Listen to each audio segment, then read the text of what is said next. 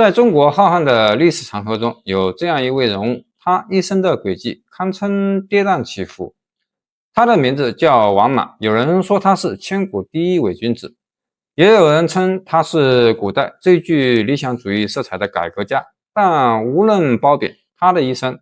都像一场精心编织的谜局。公元前33年，汉元帝去世，汉成帝刘骜继位。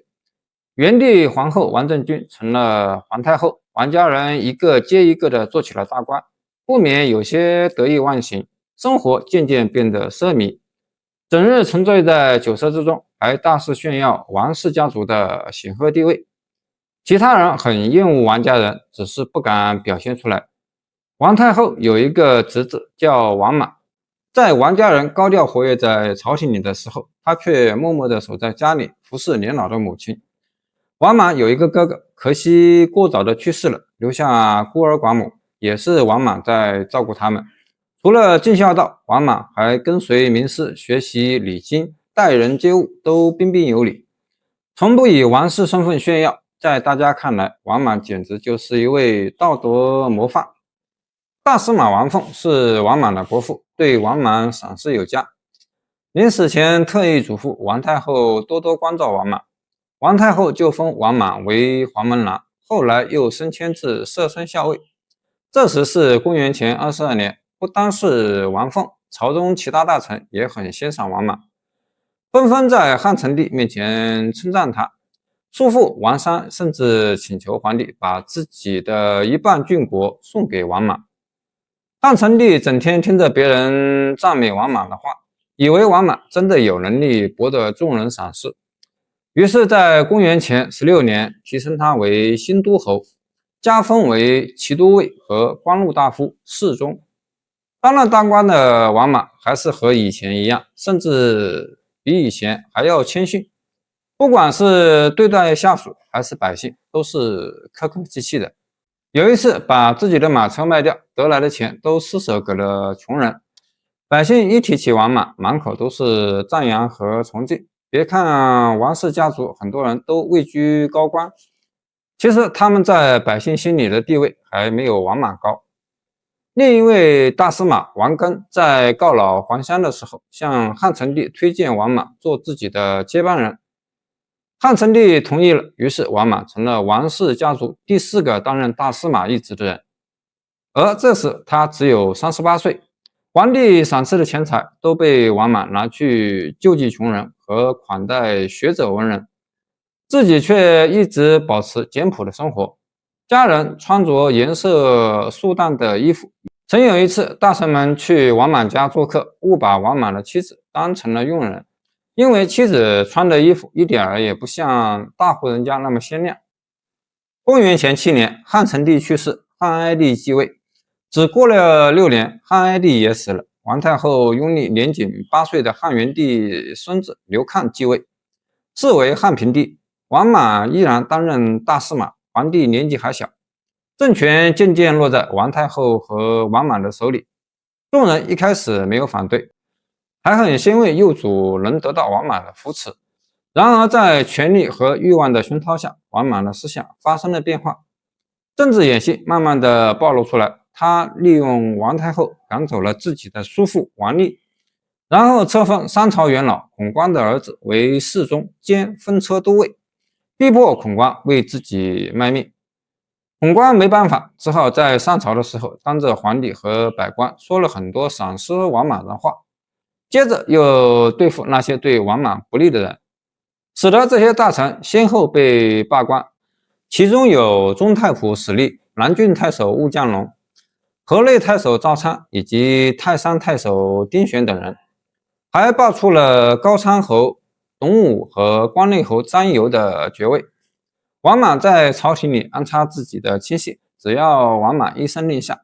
这些亲信立刻按他的吩咐办事。于是每隔一段时间，群臣就会上奏皇帝和太后，请求给王莽加官进爵。王莽总是严厉拒绝，还声泪俱下的说自己不配得到封赏。如此几次之后，太后也开始劝他接受群臣的好意。王莽仍然假意推辞了一番，然后装作不情愿的样子接受了封号。就这样，王莽被封为安汉公，并和孔关、王顺、郑芬共称四府。从此以后，王莽可以说是一人之下，万人之上。公元3年，王莽把自己的女儿嫁给了汉平帝。公元4年，汉平帝加封王莽为载衡，位列诸位王侯之上。王莽为了进一步赢取民心，先后在全国各地召集学者文人来到长安，推崇儒家思想，得到儒生们的一致好评，又命人修建了很多集贸市场和粮仓，使得百姓对他交口称赞。公元5年，汉平帝去世，王莽想趁机夺取皇帝之位，又怕天下人反对，便利用自己的权力拥戴2岁的刘婴为皇太子，自己则被王太后受命为假皇帝，暂时管理朝廷事务。王莽的野心越来越大，渐渐的，刘氏家族察觉到王莽的异常，决定起兵造反。公元6年，安众侯刘纯带领100多人试图攻占宛城，但没有成功。第2年，延乡侯刘信联合东郡太守翟义起兵，自立为皇帝。一夜之间，大大小小的起义纷纷冒了出来。王莽慌得不知该怎么办，他一方面对着刘家的列祖表明自己绝不叛国，一方面命令军队前去镇压。公元8年，起义造反的势头被压了下去，王莽开始做称帝前的准备。他暗中指使别人在公众面前宣扬自己是真命天子的流言，然后逼迫王太后交出玉玺，向世人宣告皇太子刘婴禅让皇位给自己。就这样，王莽在公元9年登基做了真皇帝，国号为新。西汉后期的社会很不稳定，国家政策混乱，影响百姓正常的生活，很多人背井离乡，导致有些地方变成了无人区。为了缓和社会矛盾，王莽在登基后对国家进行了一系列的改革，仿照西周的制度来管理国家。王莽废除了汉朝统一使用的五铢钱，不切实际推行各种新货币，把全国的土地划归国家所有，按每户家庭人口数量分配田地，并要求地主和富商交出多余的土地，禁止买卖奴婢，禁止高利贷，控制物价，把所有的盐铁、铸钱和酿酒都交由国家管理，还掀起了一股改地名的风潮，并且随意划分行政区域和官员管辖区域。政策刚向全国宣布，就引来很多人的愤怒和反对，其中以地主豪强的反对最为激烈。王莽的改革在不同程度上侵犯了富人的利益，使他们开始对王莽的统治产生了敌对心理。一些富人根本没有把土地交给国家，国家自然也没有那么多的田地分给百姓，因此百姓怨声载道，胡乱制造钱币，则把国家经济折腾得一团糟，物价根本稳定不下来，经济得不到增长，甚至年年倒退。地方官吏一时适应不来地名的改变，在处理公务时总是出错，不免也对王莽产生了反感。另外，王莽降低了少数民族的地位，强迫他们向自己俯首称臣，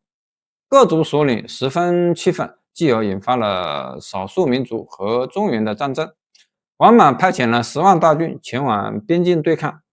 维持军队的消耗是一笔很大的开支，国库已经日渐空虚。这时又爆发了瘟疫、